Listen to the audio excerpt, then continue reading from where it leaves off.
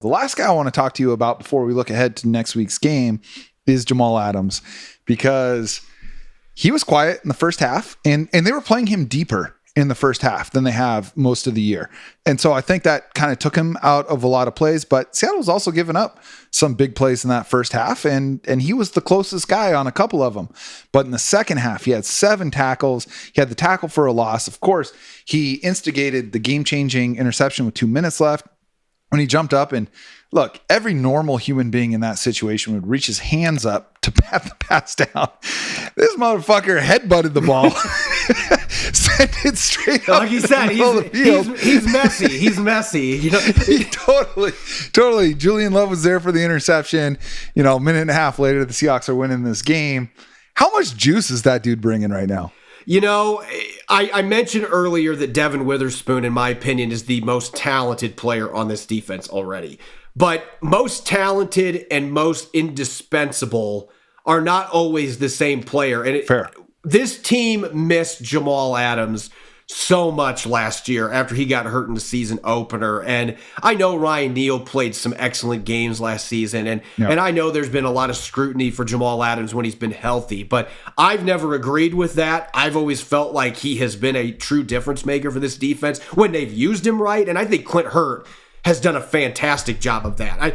I got to give Clint Hurt all the credit in the world. He last year looked like he was drowning at times in his first year as a defensive coordinator. He has been outstanding this year. Some of the adjustments he's made. We talked about the lack of adjustments from Shane Waldron. Hurt's been the opposite. Clint Hurt has been the master at doing it. The Cincinnati game, they gave up 2 quick touchdowns, and then he stops blitzing his safeties and corners, and he says, you know what? I'm going to blitz the A-gaps. I'm going to get my linebackers downhill on these guards, and suddenly the Bengals can't do shit. Right. It was incredible to watch that, and he has been doing that all year. He has been mixing things up, and it's been a lot of fun to watch. But he is managing Jamal Adams exceptionally well off this injury. I think Jamal has looked fantastic out there. And the reason I mentioned him as the most indispensable player, just think of those couple drives he sat out in the first half when they were just monitoring his play snaps.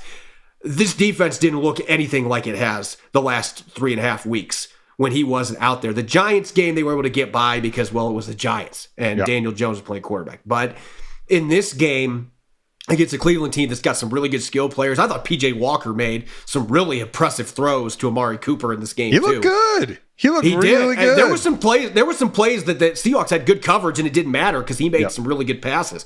But the point is, they just don't. This defense does not look the same when 33 is not out there, and it's not just from a talent standpoint. It's the energy.